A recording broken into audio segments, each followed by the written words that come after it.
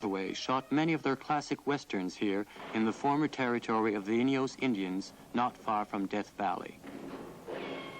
We are in Lone Pine, California.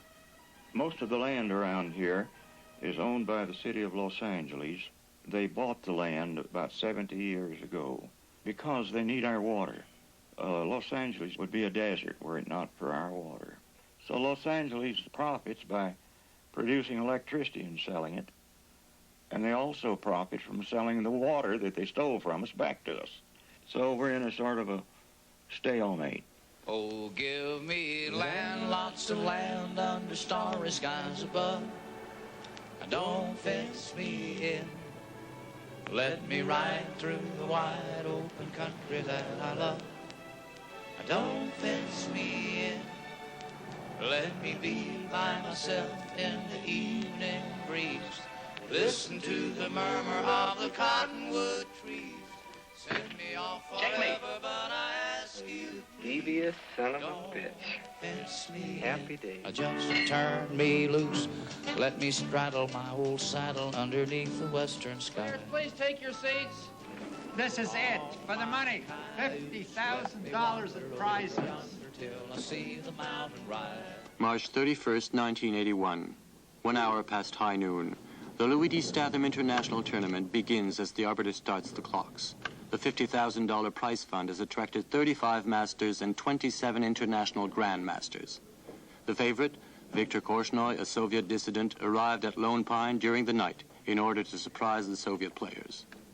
The Soviet Chess Federation has boycotted every tournament Korchnoi has played in since his defection.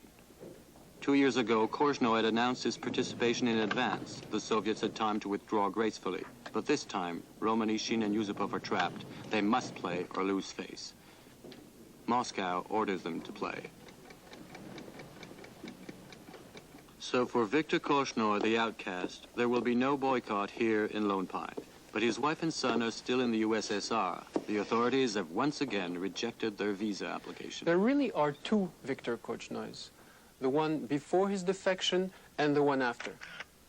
At the age of 10, Viktor Korchnoi loses almost all his family during the siege of Leningrad. At 13, he decides to devote himself to chess. He is already a fighter and a survivor. Master at 18, international grandmaster at 24, four-time winner of the USSR championship. He is today the official challenger to the world title. At the end of a tournament in Holland in July '76, he asks for and is granted political asylum. The Soviet Union is shocked. Korchnoi becomes a traitor.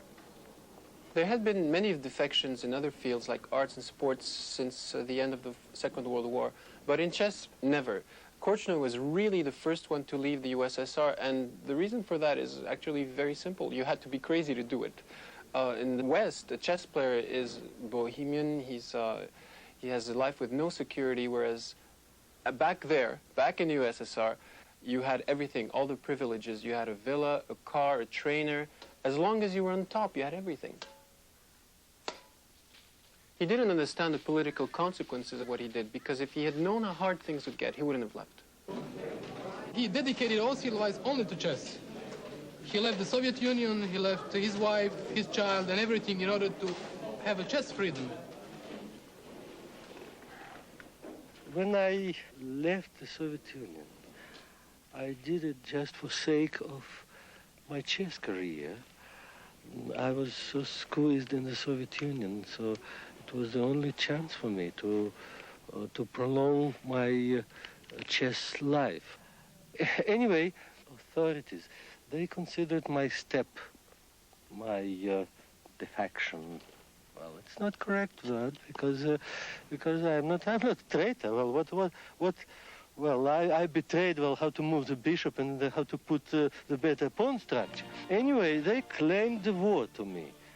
They keep now my family as hostages in the Soviet Union. Here is a player with a reputation for toughness, arrogance, and a fierce will to win. Suddenly one day, legend, history, circumstances pushed him into a role. The legendary role of Don Quixote. s'engage dans ces combats corps et âme, à corps perdu. And this man throws himself into the struggle with all his heart and soul, with a determination which is fascinating. It would have been so much simpler to keep quiet and conform. I want to ride to the ridge where the west commences, gaze at the moon until I lose my senses. Can't look at hobbles and I can't stand fences. Don't fence me in. Don't fence me in. Don't fence me in. Amsterdam, home of the International Chess Federation. It was here that in July 1976, after winning the annual IBM tournament, Korchnoi went into a police station, asked for and was given political asylum. Die een beetje naar links. Hij zegt nee, de naam. Nee, alle kanten. Nee, wacht even. Today, Karpov and Timan are to play the decisive game in the 20th and last IBM tournament. All the main winners from previous years have been invited, except Korchnoi.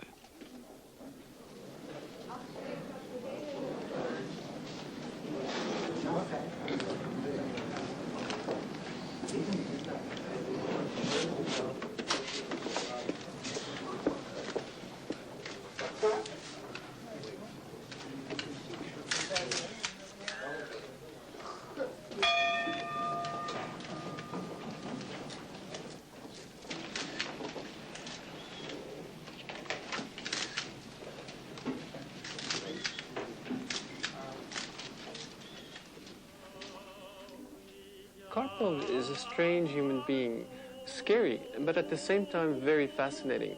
He comes from the Ural Mountains. I mean, I'm sure he has Asian blood. You see his high cheekbones. I'm sure he's got some Tartar blood. Anatoly Karpov, son of a worker from the Urals, learns chess at the age of 4, master at 15, international grandmaster at 19 after winning the World Junior Championship. I first saw him in 1971. He was a promising young grandmaster, and he already promised more than the others. It was during a student Olympiad in Puerto Rico, and somehow the Canadian and the Russian teams ended up on the same beach, I remember, for a swim. And I saw him in his bathing suit. It was incredible. He was like a corpse. I mean, you could practically see his heart and his veins through his skin. And people said, he'll never make it to the World Championship. His health will break down way before. And his head was enormous on top of it, and some people called him a fetus. So anyway, people said his health will break down. He'll never make it to the World Championship. But he did, and he fooled everybody. His frailty was an illusion, and his thinness was a thinness of steel.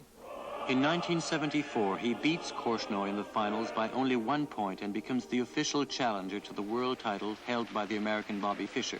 Fischer refuses to defend his title, and Karpov is crowned world champion in 1975 by the International Chess Federation. Thanks to another 1-point win against Korchnoi in the 1978 match in the Philippines, he keeps his title and remains a national hero in the Soviet Union. Of course, he's an enemy during the game. But besides that, he's just, well, quite nice person. Moi, je suis un Espagnol, anarchiste. I'm a Spaniard, an anarchist. My father was murdered by Franco. I know all about fascism, about totalitarianism. And for me, Karpov represents everything I hate. The people who killed my father, totalitarianism, state-organized terror. And yet I still feel an incredible tenderness for this player. I find him so frail. He's a Martian, but a very human, a very vulnerable Martian. Timan leads the tournament by half a point. Karpov must beat him if he wants to finish in first place. He has just sacrificed a bishop to intensify his attack. Something extraordinary happened at Linares. When we went to the playing hall, we all went together in a private bus. But there was always one man who went by himself, always surrounded by his bodyguards. It was Karpov, poor man. Karpov is a very steady player, but very immersed in himself. He never says anything. Karpov's If you read Karpov's statements, they sound like the Communist Party manifesto. And Karpov always speaks like a textbook. I mean, you can never get a real feeling out of Karpov. All his emotion and passion is concentrated in chess. Часто спрашивают, какая разница между сильным... They often ask me my opinion about the difference between a strong grandmaster and a world champion. The difference is not great. Ряд ведущих гроссмейстеров, которые... There's a whole group of first-rate grandmasters who are really very close to the top. Но если сказать в общем, то, видимо, разница между чемпионом мира... Generally speaking, the difference between them and a world champion is that the champion can do certain things. In fact, can do everything a little better than any grandmaster. Другой гроссмейстер.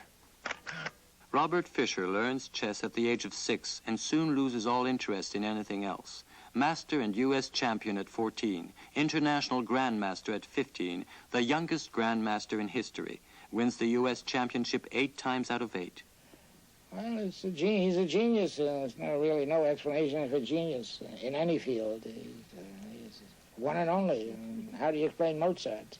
How do you explain Einstein? Because he was so focused on chess from an earliest age. All he ever wanted to do was play chess. He was kicked out of school. He never finished high school. He never did anything except play chess. Fischer, well, I haven't known what to think about him for a long time, so I stopped thinking about him. But when I was a kid, I used to read everything, and I didn't like him because he was always making trouble. He was a real prima donna. But as years went by and his tragedy took place, I mean, a real human tragedy, became world champion and stopped playing. And I started thinking, because there were still all these rumors and people talked without knowing anything. And I don't know, I came to the conclusion finally that Fischer had been the victim of the lowest form of human jealousy. At the beginning of the 70s, an unprecedented winning streak propels him to the World Championship match held in Iceland in the summer of '72. He beats Boris Spassky of the USSR brilliantly and puts an end to the long dynasty of Soviet world champions. But he shocks the chess world by not playing a single official game from then on. In 1975, he refuses to defend his title in a $5 million match because of a disagreement with the International Chess Federation over one of the rules. He is stripped of his title and hasn't had anything to do with the chess world since. The Soviets, when you come down to it, abused Fischer less than the Americans and the people who were closest to him.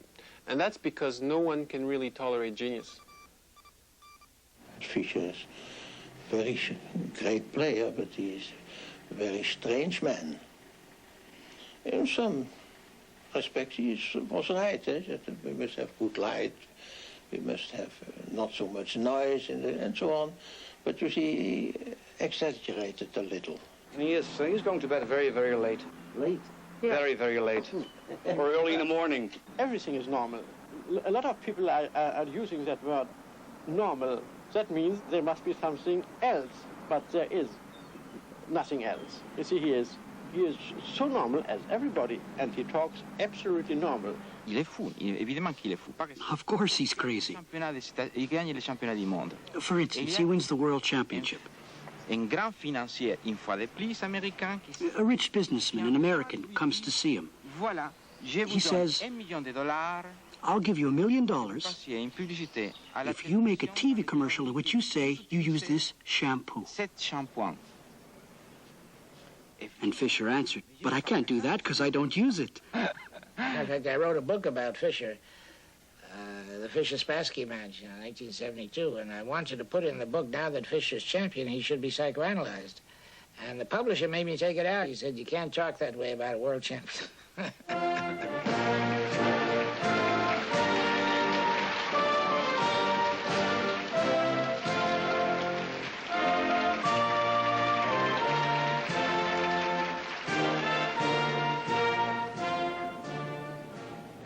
What's even more amazing is that people keep on saying he was interested in money. Comme vous voulez, qu'un mystique. Tell me, how can a mystic who thinks only of God be interested in money? Money for him only meant dignity for the chess player. He's extraordinary. I don't know if you'll get him. Did you get to fish at all when you were in Lompine? What does Spassky say? Spassky said before the '72 match, Fischer plays like a child. And it's true. When you see his personality, when you see him on the screen, he's exactly like a child in the sense that he's naive, he is direct like a child. He has that kind of innocence, but also that inability to adapt himself to so-called reality, to people. Bobby, I would like to speak with you now. Is it nice to be so famous? Oh, yeah, it's not bad, not too bad. Lepo je, nije loše. Da ga upitam kako bi on mogao da definiše samog sebe, šta za njega predstavlja Bobby Fischer? What is Bobby Fischer for you? How could you tell what is Bobby Fischer? I don't know, it's, you know, it's my name. Ne znam, to je moje ime. U redu, da ga upitam šta ga najviše interesuje osim šaha. What are you interested except chess? Oh, you know, I like music and listen to the radio, watch television. Muziku, volim da slušam radio, da posmatram televiziju. Take a walk, sports, traveling. Da šetam, da putujem, da se zanimam sportom. Do my thing, you know. I da radim svoje stvari. What about your favorite writers? Well, najmiliji pisci. Favorite writers? Oh, I don't know. One day you mentioned me in Shakespeare, I think so. Or Arthur Miller also. I don't know much. I mean, I read a little Shakespeare. Favorite writer? Malo sam čitao Shakespearea. Najmiliji pisci. You know, I'm reading mainly magazines. Il est un révolutionnaire et je pense qu'il est un précurseur. He's a revolutionary, and I think he is also a forerunner. Il est le représentant. But at the same time, he's the representative and the symbol of us, the downtrodden. We all think we're downtrodden, and indeed we are. Even the head of state thinks he's a martyr. But Fischer's martyrdom belongs to the realm of legend, because he was martyred in an unseen, hidden way. He was insulted and betrayed by his times, the same way as a man like, say, Van Gogh. Como l'a été, par exemple, non como Van Gogh. I want to ride to the ridge where the west commences, gaze at the moon until I lose my senses. I can't look at hobbles and I can't stand fences. Don't fence me in. The field where chess heroes have their showdown is the chessboard. It is a black and white but highly colored world, yin and yang, positive, negative, good, evil. This piece is called the pawn, that is a foot soldier. In French, it's called a pion, and in German, a peasant. It's the archetypal symbol of the poor and weak, which is why there are so many of them on the board. The pawn steps forward 1 or 2 squares at a time and can never, never retreat. The knight has a unique privilege. It can jump over any and all obstacles. The French call it cavalier, a rider. The Germans, more precise, have named it springer, a jumper. The bishop, which always moves diagonally, is for the French a jester, for the Germans a runner, for the Spaniards an elephant. More powerful than the knight or the bishop, the rook or castle was in the beginning an armored elephant ready for battle and forerunner of the modern tank. It can march in straight lines in every direction. After the revolution, the French started calling her the lady, but in English, the queen is still the queen. Move, I tell you. Originally, in India, Persia, and Arabia, she was male and weak. Check, Your Grace. But she changed sex in Europe in the Middle Ages and became the strongest of all chess pieces.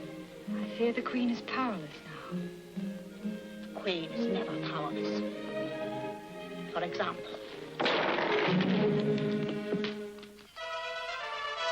His Majesty the King, a lazy monarch, really, who moves only 1 square at a time. When the king is dead, that is checkmate, the game is over. But the king can die in many ways. Mathematically speaking, there are as many possible chess games as atoms in the visible universe. I find out there's so many chess, so many different games, 43 different games. So I take the rules from this one, I make them for that one, and I combine them with the Byzantium chess. I think it is beautiful. I mean, they feel nice to play with. That was the idea, you know, to have something that feels nice. feels warm. In the winter you can play them very well. Made in the Dutch colors, you know. Red, white and blue, and orange is also... That's the French flag. Ah, and the Flames, they have it like this, you know. Fascinated by this infinite chessboard, man has always wanted to solve its riddle. The great automaton in the 18th century gave the illusion that he had succeeded, but it was only an illusion. There was always a brilliant midget hidden in the machine.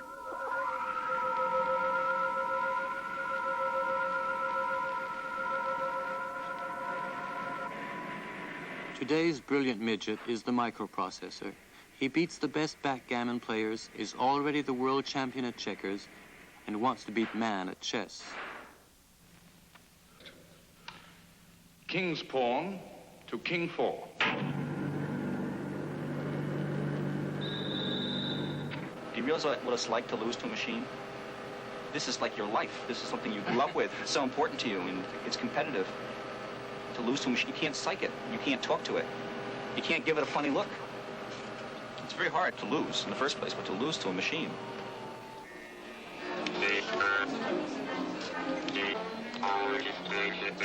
The best chess program in the world is called Bell.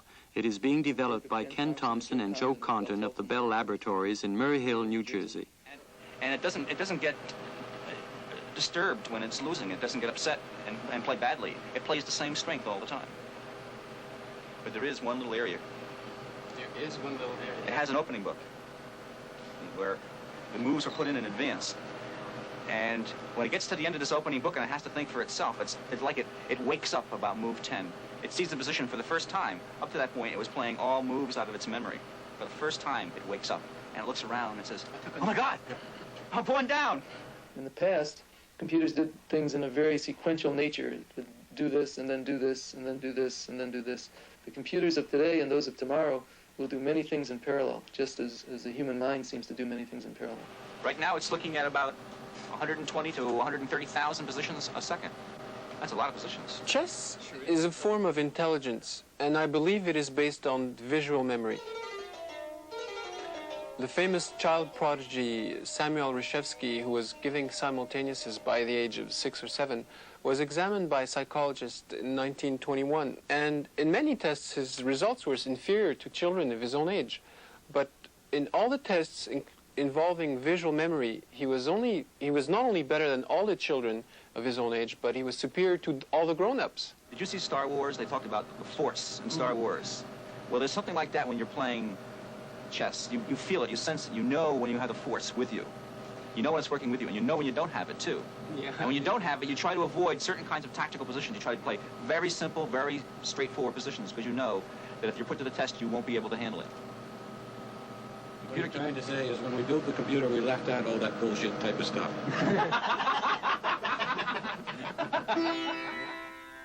In the beginning, in India, about 13 centuries ago, chess was played by 4 opponents with dice. It was called chaturanga.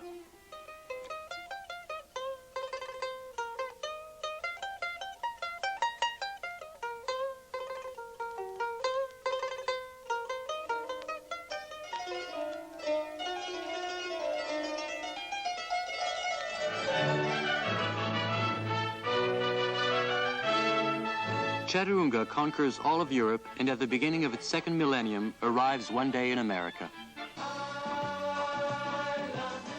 People tend to think that chaturanga, chess, is a game of rich, sedentary people, a game for the elite. But that's not true at all. It's a game actually of nomads, of ethnic minorities. The fact that Jews have dominated it for 100 years proves it. Take New York, the largest Jewish city in the world and the great immigration center. They play chess everywhere, on the sidewalks, in the parks. Oh, God, what did I do? What did I do? What did I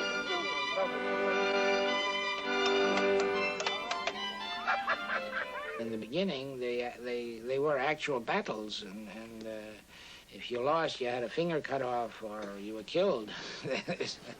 Why do you want to do this to me? The American chess players, you know, if you look at it in historical perspective, apart from Morphy, there's a very narrow range because they almost all come from the New York Jewish community, the Manhattan Chess Club and the Marshall Chess Club. And when they say that Bobby Fischer grew up in a chess desert, It's just not true. The Jews have traditionally been allowed to play chess on Saturday. It's the only game allowed, and you can't do anything else. If you're a very Orthodox Jew, you can't do anything else on Saturday. So they sat around playing chess. No, but E3, I've never seen this. Fischer is half Jewish, Spassky is half Jewish, but Winnik, Tal were all Jews. Most of the great violinists of this century have been Russian Jews. Most of the great chess players have been Russian Jews. My own parents came from Russia. Premier champion. First world champion was an incredible Jew born in Prague. Né à Prague. His name was Steinitz. Steinitz Jew. He played chess with God using the sidewalks of New York City. But he loved God so much that to give him an edge, he spotted him a pawn. The chess player who's deeply immersed in the game eventually encounters, how can I say, a kind of religious mystery. There aren't many activities, especially in our society, that make people think for so long, so intensely. So there are times when they experience certain phenomena, some kind of hallucinations, I don't know. But I'm sure they all know these moments when thought becomes almost pure and merges into something other than chess.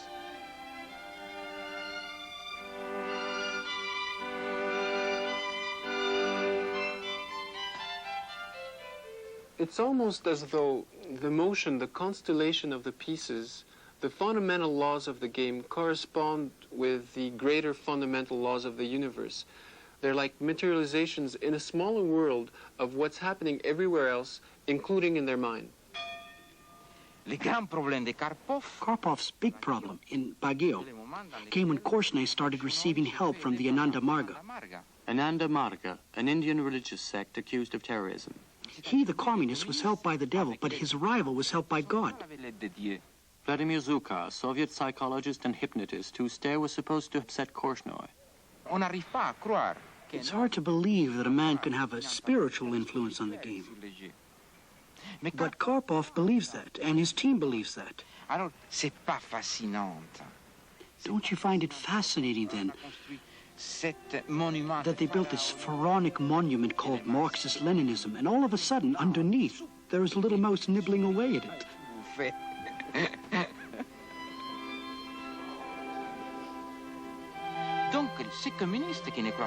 So these communists who, quote-unquote, don't believe in God, moved heaven and earth to get the religious sect out of the hall. Because when the religious sect was there, Korchnoi, who was losing 5-2, managed to equalize the score 5-5. Incredible. You see, I'm trying to be careful, not to be blamed, in insanity. Yeah, well, you may make your conclusions, not me. Just give you raw material. I never thought I'd see the day when chess would be all over the front pages, here, but confined only to one paragraph in Pravda. I guess that's my fault. It just depends who's winning. Thank you.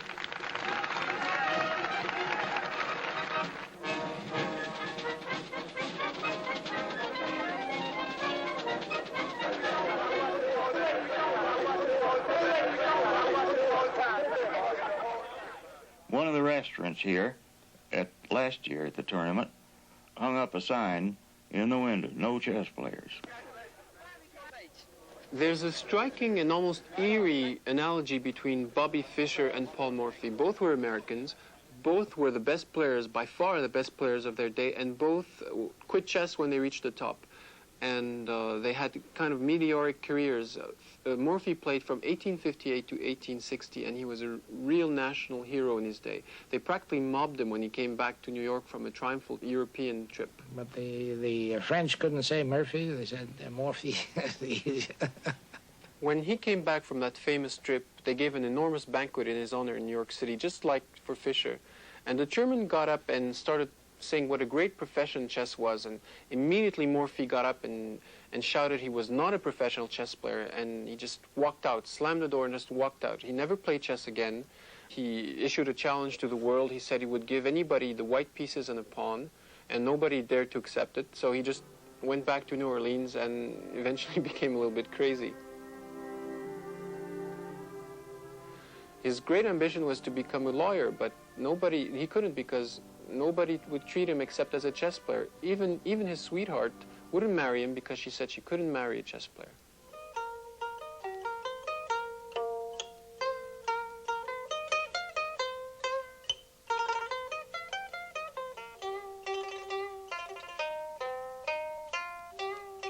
Bobby, have you ever lost your cool? In what way? During a game?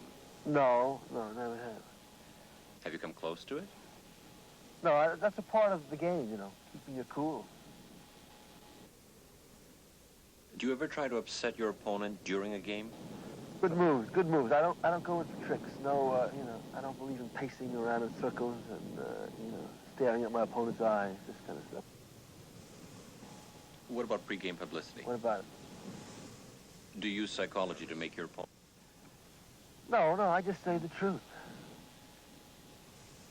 What would you tell him now? Spassky? What would I tell him? No, I would like to tell him anything. I'd just like to sit down and talk with him, you know. I'm Spassky. I come and say to you, I can beat you. I'm not afraid of you. Well, I would say that those words have been put in your mouth and you don't believe it. Okay. It's a miracle that the 1972 World Championship match in Reykjavik was held at all. After 7 months of negotiations, Spassky and Fischer can't agree. Max Oeve, president of the International Chess Federation, imposes Reykjavik, which is offering a $125,000 prize fund, as the site. When Spassky won the title in Moscow in 1969, he received $1,400. However, a few days before the scheduled start, Fischer announces that he is still not satisfied with the financial conditions and threatens not to play. A British millionaire doubles the prize fund at the last moment. The match begins. For the organizers, it is the beginning of a 3-month-long agony. Fischer wrangles about everything, the size and color of the pieces, the lighting, even the noise from the audience. I, Bobby Fischer, request all front seats to be moved back 10 rows due to the noise from their being too close. He loses the first game. Claiming the television cameras are disturbing his concentration, he refuses to show up for the second game and loses it by default. The score is 2-0, and Fischer has still never beaten Spassky. In order to save the match, the cameras are removed. Damaging party that has been determined by a court of law. How much money? Koliko para ćete izgubiti? An awful lot of money. Vrlo mnogo. An awful lot of money. Fischer starts winning and soon takes a 3-point lead. But nothing will calm him down. His threats, his temper tantrums and protests make front-page news all over the world. Ovdje njegova žalba. The Soviets are exasperated and decide to counterattack. They demand that the chairs of the players be scientifically checked, claiming that the American team may have rigged them electronically. The Icelandic police discover something. 2 dead flies in Spassky's chair. A week later, Fischer wins the match 12.5 to 8.5 and becomes the 11th official world champion since Steinitz. Okay, A6. You go here and play this. Okay, maybe, wait a minute. You have to play shall we play A4? Maybe A6 even. A6. Oh, he took on B5. Yes? Ja? It's not easy. Wat is het dus toch gekomen, G5. Waarom, even kijken, wat is de pointe van toren E1? Nou ja. Nou, hij kan inderdaad, wit dreigt nu, toren B naar E3 en toren E8. Nee, toren 8 niet. En nu zit Karpov al een hele tijd te denken, hè?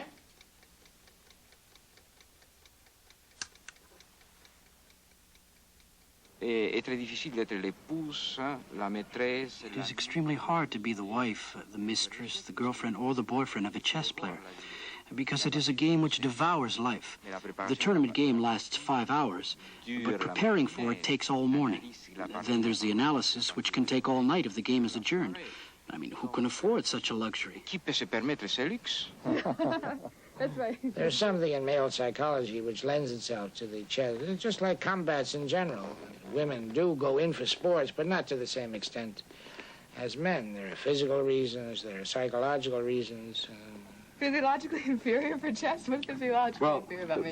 The hemisphere that controls mathematic and spatial relationship abilities is developed more highly in the male than the female due to hormones. That's simply a fact. You can't argue with that. Well, the woman wants a man. She wants some love. She wants the man to admire her and to love her and to take care of her. And she's not going to do it by becoming a great chess player.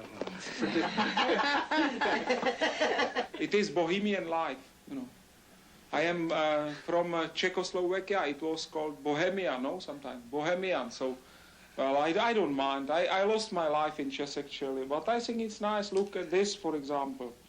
I played this game with Polugajevsky, and I made such a nice move that all Amsterdam was talking about this move, of course. And, it is some intuition. You go for it, and it is there, you know. You think sometimes, you look at the position, and you think, there must be something, you know. And the people like to find it. I am particularly concerned with brilliancies in chess. I love to see a brilliancy. Many people in tournaments will come over and tell me there's a brilliancy, or somebody sacrificed the queen, and I'll run to look at that particular game. What is the sacrifice in chess? It's when this knight dies, it dies for the sake of all the collectivity. It's the magic, the miracle of the game. And it is so because it transcends routine and ordinary, everyday logic. The aim of the game is to win as many pieces as you can so you can eventually mate the other guy. But the sacrifice does exactly the opposite. And your feeling is to say, it's crazy. You're giving away a knight. Well, actually, I found everything clear after the game was finished. It means here, you know, on this board, in that room, yes. But most I saw during the game, and I just misplayed it, and it's pity because the game would be very famous and it would stay until next century or something like this. But I'm sorry for it. I will be sad still sometime. The computer should win this game already. But I don't think that computer would get this idea. Move your knight to d7, Anatoly. No, nothing else. When Karpov and Timan are analyzing the game after drawing, everything looks really civilized. Both are seeking the truth. Both want to know what was the best move in such and such a position. That's on the face of it. But what they're also doing, and something even more important in a way, is trying to find out what went on in the other guy's head during the game. That's what they're seeking. They're spying on each other so that they can know more about the opponent's mental process for future reference. So you can see, even when the game is, the rivalry is never over. Oh, give me land, lots of land under starry skies above. Don't fence me in. Let me ride through the wide open country that I love. Don't fence me in. Korchnoi is not just one of the chess players. He's, as they would say in Reader's Digest, he's really one of the most memorable people I've ever met. I first saw him in Buenos Aires. I expect you back here next year as world champion. Thank you. I didn't speak to him then, but I could feel a tremendous force in his mere presence. Even when he just would say something simple like, please pass the salt, his words would hit you just like a punch. This is the 11th tournament, and I still don't know how to play chess. It's been a lot of fun for me. We've certainly had some great chess players here, 27 grandmasters playing, 2 more on the sidelines. The winner, the only Victor Korchnoi.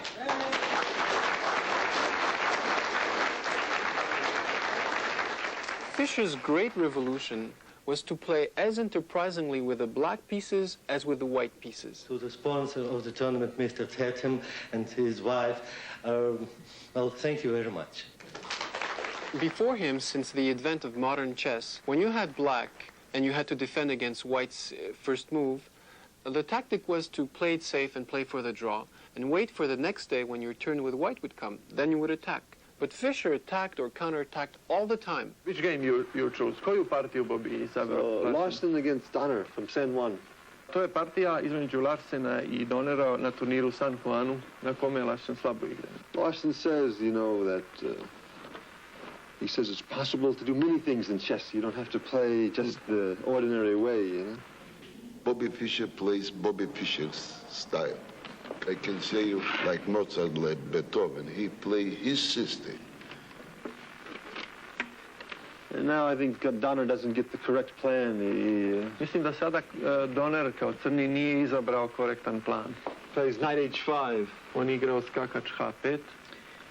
In order to play f5, but želeći da igra f5 posle. But this is only good if the center is closed, like so. To je jedino dobro. Fischer in those times, he played scientific chess, in my opinion, because he was believing in action, which means that only the movement of chess pieces, the real action of chess pieces are giving a result. But Karpov believes, which is true also, that sometimes statics wins over dynamics. And I believe that dynamical chess wins after all. It is the way to the truth, in my opinion. Now Larsen plays a very fine move, knight Sada a3. Larsen igra veoma lijep potez, konj, but unusual also. Unusual is I također neobičan potez. This knight is coming here and here. Very central square, controls this. Taj skakač dolazi kasnije preko. People think that you know hundreds of games by heart. That's not true. I know. To nije istina. Maybe I hardly know any by heart. Fischer was brave as a chess player, you see. He was giving chances to his opponent, but actually there were not chances because he was always being at least one move ahead, you see. That last game against Spassky in the match was one of the greatest games they ever played because he had a positional combination 10 moves long. Nobody makes such positional combination. He foresaw the whole thing. But of course he didn't persist. It's well known that Fischer is the strongest player in the whole chess history. Whether he will play or not, it's not clear. It seems that the more he abstains from chess, well, the more difficult for him to come back. Karpov is not trying not to give chances to the players, to his opponents. He tries to cut the game, to cut all possibilities for his player, and then he can start to develop his play. But that kind of chess cannot win, in my opinion. I think that Fischer is a much more superior player. But Karpov has proved more than Fischer did. Mr. Karpov, you made this tournament into a historic one, because this is the first time that you didn't win a Dutch tournament. Nevertheless, I think the world of chess can be proud of a world champion who plays in so many tournaments and wins so many of them. Thank you. Karpov thinks that he's a prophet of communism. He has his gift for chess, and he believes that it entrusts him with a mission. When he goes to the West, he's very aware that he's a spokesman both for his system and for his country.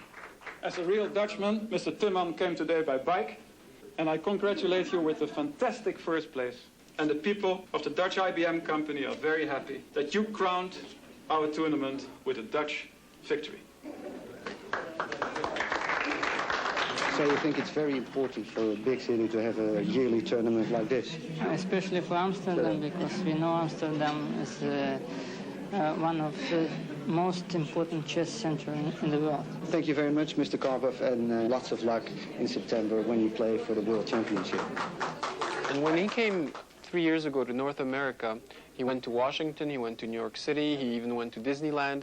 He got himself photographed with all sorts of stars and public figures. His aim was to show that he was a good guy. It was a blitz to charm the medias, and that's because he's one of the few Soviets who understands the power of the medias in North America. My private life does not interfere with chess and vice versa. Before this interview, given in Murano for this film, Karpov demanded the list of questions in advance. I have a son. He rejected 3 of them, learned the other 22 by heart, and answered them without an interviewer. I can say that... The name of Korchnoi did not come up once during his 45-minute speech. 2 or 3 years old. Just you wanted to add something about computers, you said, no? No, okay. No, I finished. Okay. The short You just want to add sentences, something now, right? yes. But this is the last question.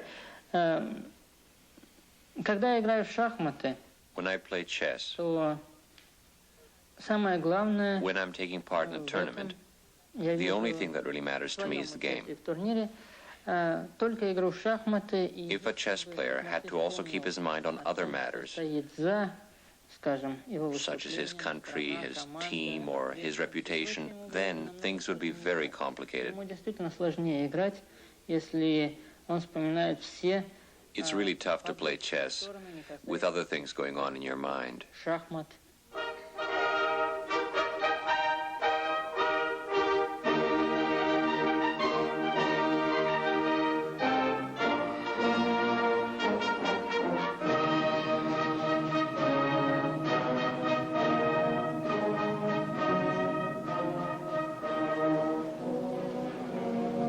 The opening ceremonies of the World Championship. Karpov and Korchnoi are going to draw to decide who will start with the advantage of the white pieces in the first game.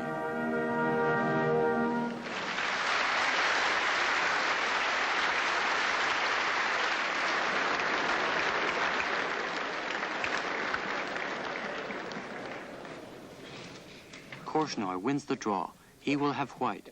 That's all. The next day, outside the Murano Civic Center, a group of friends distribute leaflets calling for the release of the Korchnoi family. Inside, play has just started. Korchnoi has played pawn to Queen's Bishop 4, an English opening which Karpov soon steers into a Queen's Gambit. Sì, vabbè, ma tanto loro devono pagare l'inizio. Sie können auch mit Telefon hinrufen und den Teig. Donna mangia cavallo, scarpe, allora... Avrebbe mangiato il cavallo in serie, poi preso un C8 con la donna. Hai visto? It's going to be a very exciting match. I think this is the first time in chess history that we have about more than 100 photo reporters and cameramans and everybody. I was in Reykjavik and Bagi. I was in 20 last years, every chess tournament, big chess tournament and matches, but I never saw like this. This is fantastic. This is big propaganda for chess.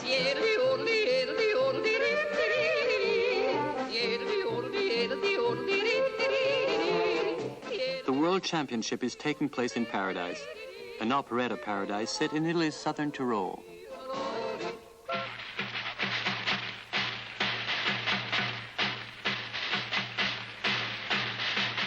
Not far away, in Marostica, tradition dictates that a live chess game should be played every 2 years.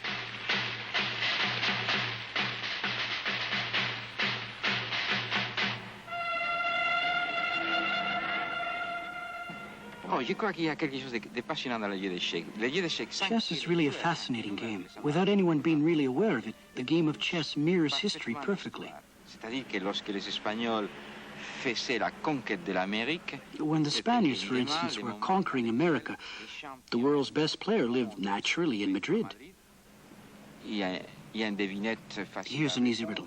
Who was this player? Of course, he was a priest. And what was the fashionable opening? Of course, it was the Spanish game. And what was the salient feature of this game? Of course, it was the attack.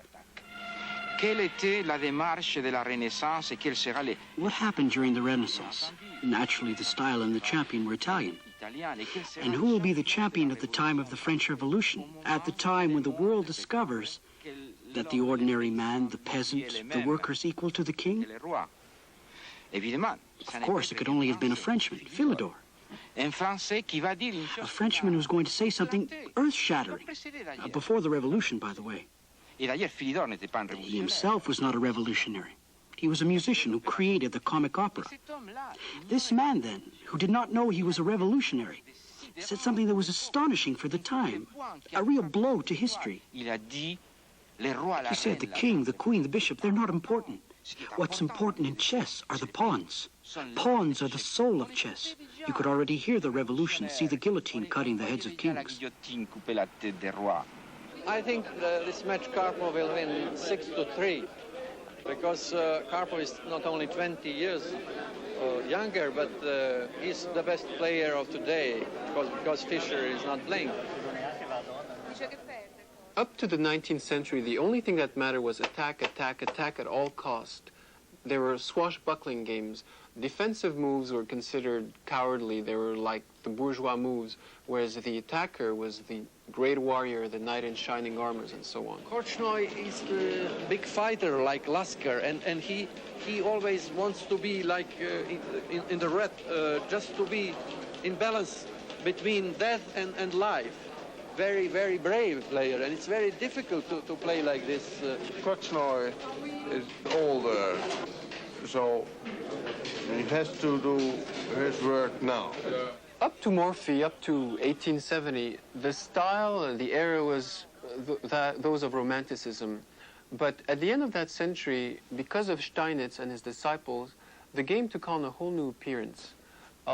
Things went to the other extreme. It was the era of science, of faith and progress, and some eventual perfection for mankind. And theory changed and became dogmatic. People thought that the few principles discovered at the time were enough to solve the whole game.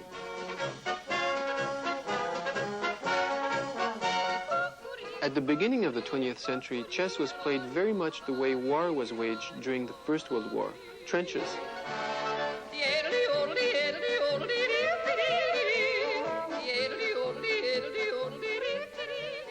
It was then, at the time when even the strongest players were talking of the death, of the exhaustion of the game, that the hypermodern revolution took place. The hypermoderns rejected the beliefs of the previous era, the classical era, so-called. They went much further. They said, sure, the center squares are very important, but you mustn't occupy them too soon because then you're just asking to be attacked. So they started playing openings based on the fianchettos, that is the development of the bishops away from the center but aimed at the center, sort of like cannons. It was the concept of bombing in chess. Occupation, yes, but before that, bombardment.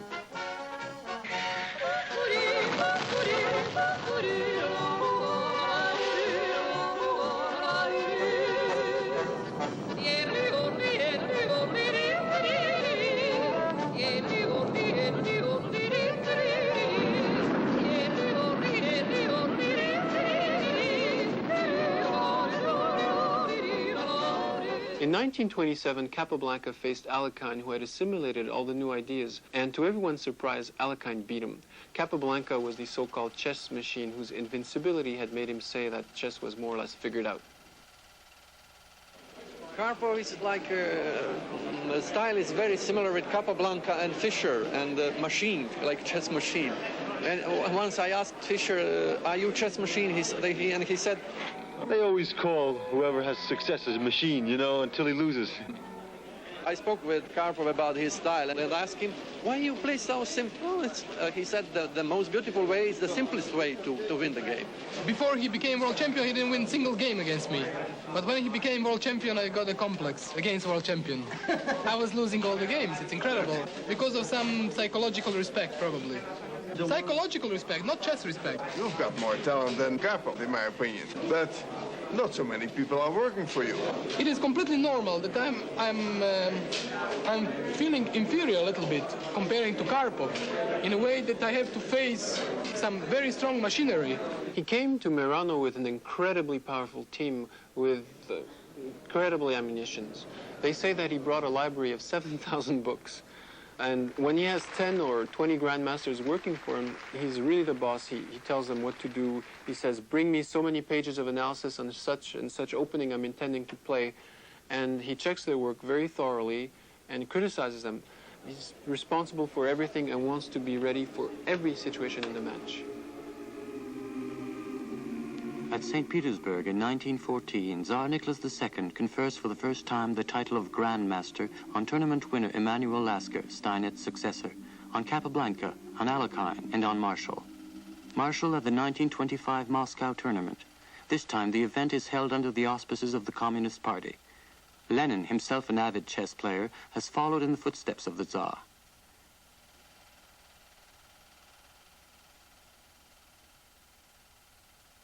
These scenes come from Podovkin's satirical comedy Chess Fever.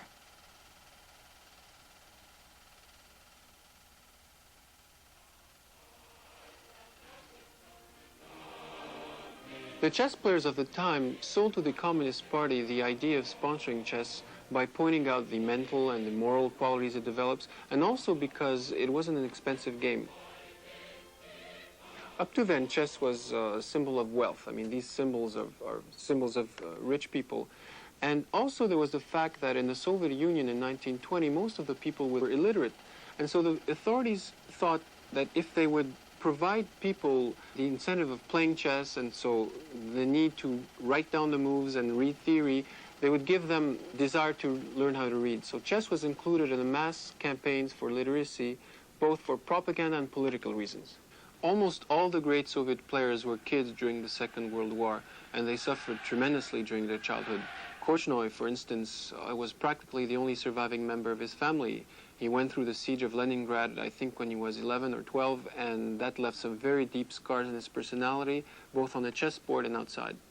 Alekin became a Nazi, and although he denied it and all that, as was typical of collaborators, no, it's all somebody else. He wrote a series of articles, and he stayed in Nazi Germany, and he was a very great chess player, but he was not a pleasant person. All the other Soviet champions were men who found in chess something to cling on to at the end of their traumatic war experiences.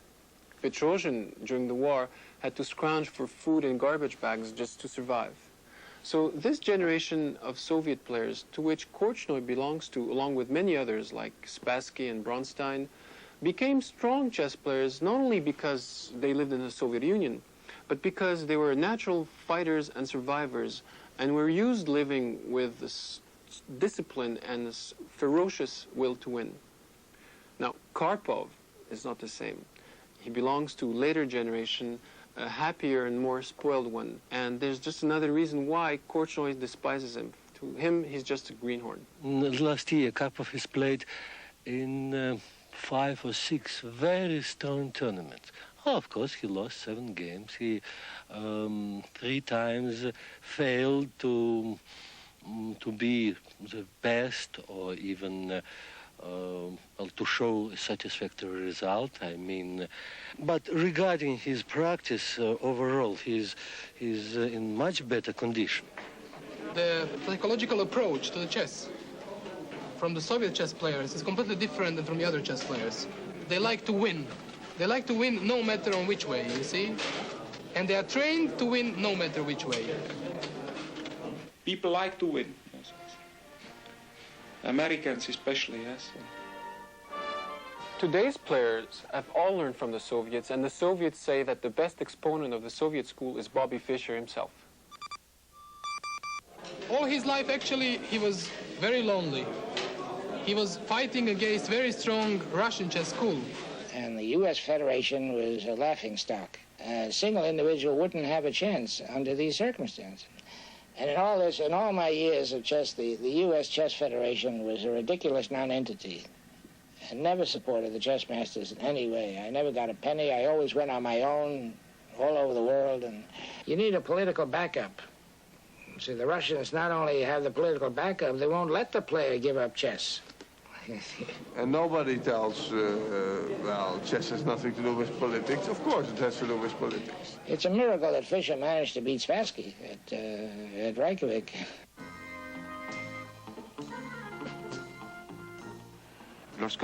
Just think of it. This man was world champion, recognized by all as the best player on earth, light years ahead of the next guy. And at the peak of his career, the Soviet Federation succeeded in taking away his title, thanks to some red tape, in order to give it to one of its pawns. And no one dared to raise their voice, to defend this poet who was being crushed, this forerunner who was all alone. The American Federation itself failed to defend him. Nobody defended him. They stripped him of his title by sheer force. And what was the excuse? That's the most unbelievable part. I'm sure the devil exists. I mean, at least he exists for me. But the devil is a very funny fellow. The devil pulled the strings in such a way that they took away his title because he wanted the World Championship to be played in an unlimited number of games. Until then, with a set number of games, you could become champion by drawing your games. But Fischer said, to become champion, you must win. But also, I've said for many years that it should be the first player to win a certain number of games without draws counting. Like the first player to win 10 games wins the match without any draws. This is a much bigger, harder test because if one side gets ahead, then he has to keep winning game after game. This way, if the guy gets ahead, all he has to do is draw game after game to win the match. Do you think now, with your growing fame, with all your prestige, you will be able to change the present system? Oh, yeah, definitely. I forget the title because the system's all, the Russians have had the title. They've been dominating the rules, tailoring them to their own advantage, playing once every 3 years, and, playing only against their own men, and this kind of thing, blocking all foreigners. On l'a éliminé. They just pushed him aside. And then Karpov got his paper title. It was shameful. I wouldn't accept a Nobel Prize like that for anything. I prepared myself particularly thoroughly for the 1975 match. But he and I did not meet because the American Grandmaster refused to defend his title. I must say that from 1972 on, once he became world champion, he didn't play in a single serious event. I think he was unable to cope with his own invincibility. He got more or less scared to sit down again in front of the board and risk losing. But only he who never plays never.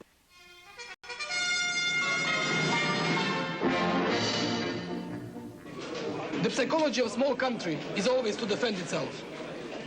And the psychology of big countries, they are trying to dominate everybody else, you see? So, in the chess world, there is the same symbolic point of view.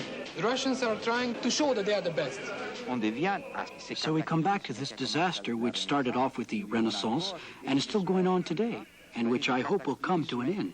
The cataclysm of the centralized state, the almighty state, against which Fischer has always fought, and Korchnoi too. Fischer et Korchnoi aussi.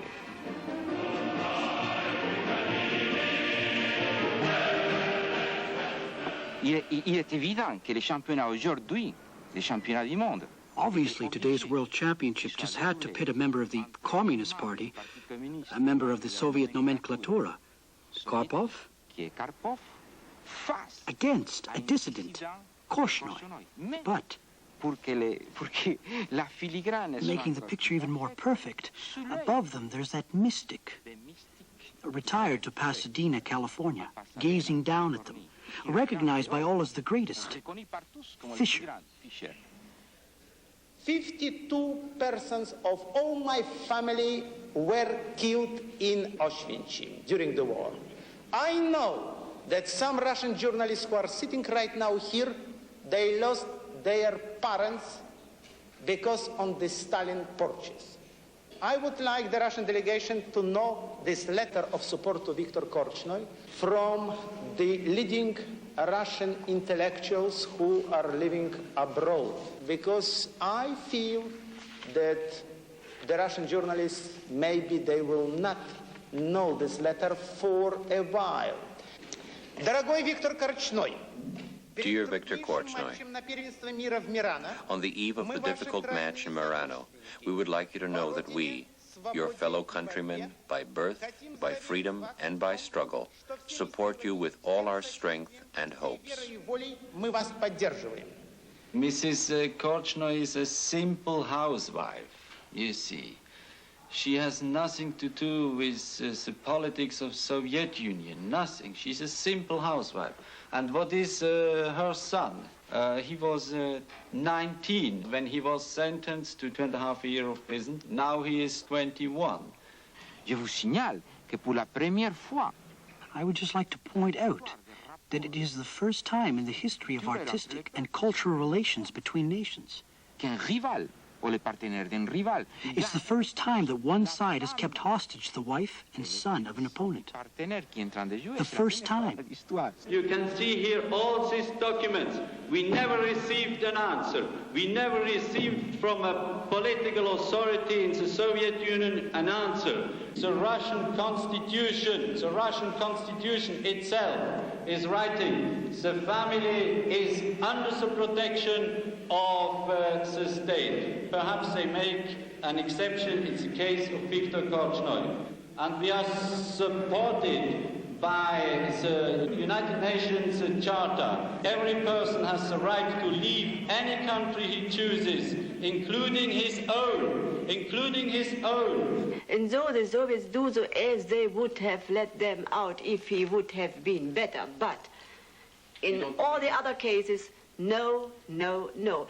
These are hostages. They are afraid other people are jumping away too, and so they show, you can go, please, but your family will not keep. I think one must look for the most down-to-earth reasons. I think that they really believe that by doing this, they will ruin Korchnoj's concentration. So they came up with this ridiculous stratagem. But I want to add something. I'm sure that Karpov is against it. Victor Korchnoj is now 50 years old. Maybe the Russians think that he won't be a threat anymore in 3 years. He won't be able to win the finals. He won't be Mr. Karpov's opponent in 3 years. We believe that the Soviet Union has not let his wife and son go because a worried Korchnoj is not as dangerous as a calm Korchnoj. N'est pas tellement dangereux comme un Korchnoj tranquille, voyez. Parce que ces matchs. Take this match, which is being played now. C'est ridicule, l'enjeu. It's ridiculous what's at stake. I mean, what the hell does it matter who wins? May the best man win, that's all. Que le meilleur gagne. Il faut être vraiment un marxiste-léniniste. You really have to be a totalitarian Marxist-Leninist to imagine that the future of some theory or some ideology is at stake. Le texte de l'agence TASS. TASS agency article quotes, among other things, a letter of Korchnoj to his wife. He's supposed to mention in it a $3,000 a year pension he promised her some time ago. De $3,000 par an. I would like to know how they can know the correspondence between a couple, between wife and husband Korchnoj. We do not want to know what happens between wife Karpov and husband Karpov. We are coming very closely to another brain in chess. You know, you are fighting brain on brain. But we are trained for it, you know. The chess player's brain is trained for these matters. The Soviet Union in population is approximately the same, a little bit bigger than the United States of America. But they have at the moment 5 million active member of the Chess Federation. And when a Russian person, an average Russian, has not the chance to go to McDonald's, to take a Big Mac and French fried potatoes and large Coke, then he has to have something which will show to him that he is still VIP of the world. And they know that, unfortunately, Argentina is playing better soccer. No way. But chess, we are playing the best. Unfortunately, in the tragic history of Russia, once they were very lucky. They had a real Russian champion of the world, Alexander Alekhin. But Alexander Alekhin escaped from Soviet Union, and they lost the Russian champion. And after Alekhin, only Jews were on the chess throne of the world. Right now, who are Jews? They're spies, they're Zionists, they're not real Soviet people. And finally, God bless the Soviet authorities. They found a real Russian superstar. This is their creation. They put all effort to show that we don't need the son of a bitches Jews. We are clever than they are. We have our own champion, 100% Russian. And if this Russian god will lose here in Merano, this will be a tragedy of the Soviet people. This means of the, I'm saying not of the Russian people, but of the Soviet. I insist in the difference between these two meanings.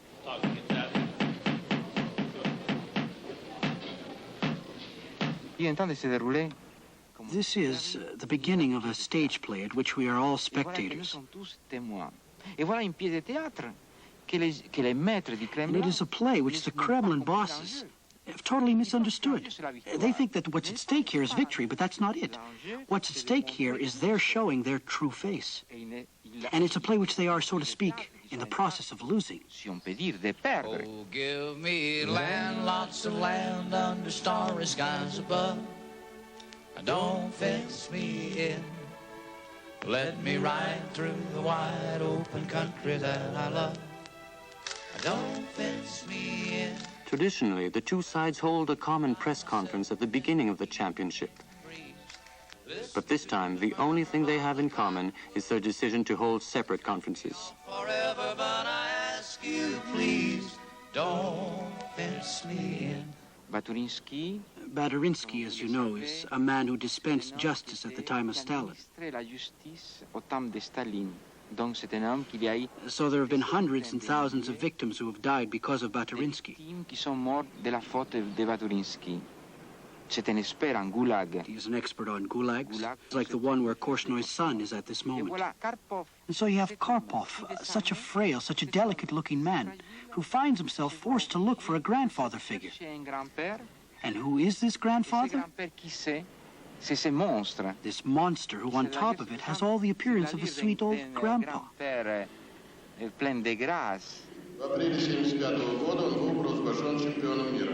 But because Robert Fischer refused to play, in 1975, in April, Anatoly Karpov was proclaimed world champion.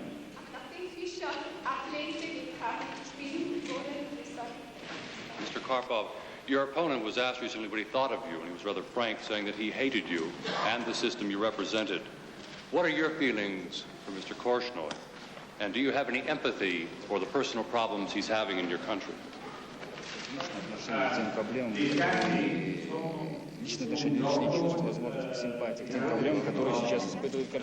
Karpov hates Korchnoi with all his guts, all his soul. But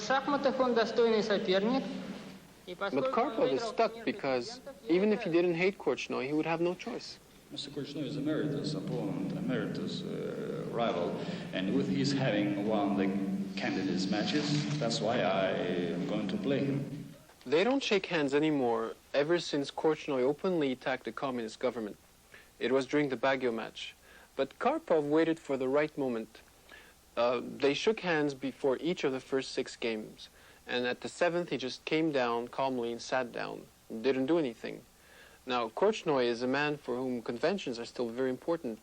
They have, symbolic value. And that a man 20 years younger than him shows no respect was a big insult. And so when that happened, he just fell apart and lost the game, the 7th game, like nothing.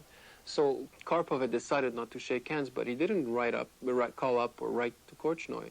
He just did it at the right moment, and it won him a crucial point. In fact, it won him the whole championship because the match was decided by 1 point. The Soviets are very mad to see me here. The former director of the Moscow Chess Club, Batyrinsky, he doesn't see me at all. It's as if I were made of glass. Nothing. Krogius doesn't see me either.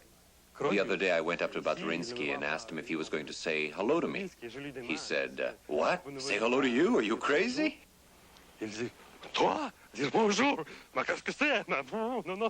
was a ride. Ivanov one day is paired against Karpov. It's the chance of his life. He's going to prove to Batyrinsky that he is a good player, worthy of playing abroad. And he wants to play abroad, not just for the fun of it, of course, but in order to escape, to get the passport. So he sits down against Karpov. By the 36th move, he dominates the game. He plays a Sicilian, he attacks, he plays with no fear because his life is at stake. No, his freedom, it's more important than his life. At the 36th move, he sees that, despite his attack, Karpov has a move which can force the draw. And Ivanov is shaking because it means goodbye to trips, goodbye to passports. He can't take his eyes off that move. And right then, Karpov misses his chance. Well, he always wants to win, and that's why he lost. All the Russians know there is an international area at the airport in Canada. But even when he gets the passport, Ivanov must be careful not to look at his ticket too soon, or else Batyrinsky might suspect something. That's why Ivanov played chess. All right, I'll make an effort. I'll speak in English. The chess magazine 64, of which Master Karpov, you are the editor, has published on cover several times the picture of Leonid Brezhnev. Is it an homage to an unknown chess player or an intolerable way of mixing politics with the chess? First question. Second question. Boris Gulko a declared a match Karpov-Korchnoi in the actual situation is an insult for Karpov himself.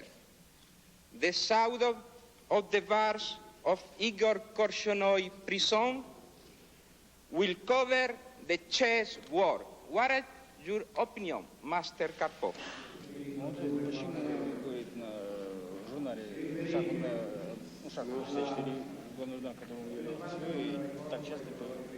Ну, первое, что я должен сказать, на каком языке я мастер, потому что на всех языках я вроде бы гроссмейстер. In which language am I supposed to be a master? Because in all the languages I know I am a grandmaster. I am a world champion, yes?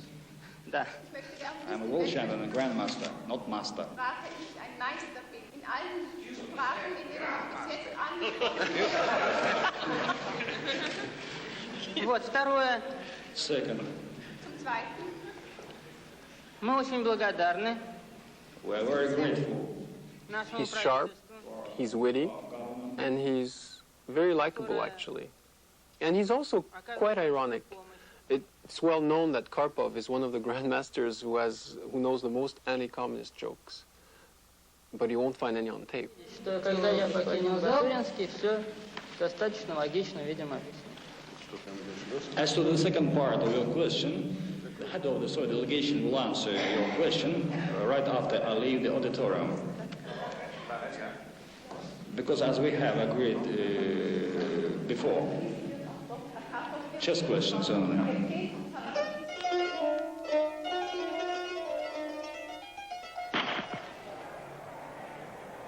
In 1980, after having legislated the size of the rocks to be used for the stoning of adulteresses, the Ayatollah Khomeini forbids the practice of the diabolical game of chess, repeating perhaps unwittingly a move made by several popes during the Middle Ages.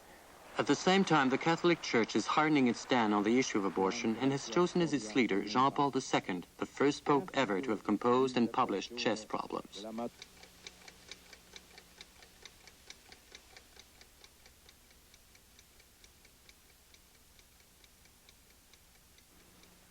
Vem är du?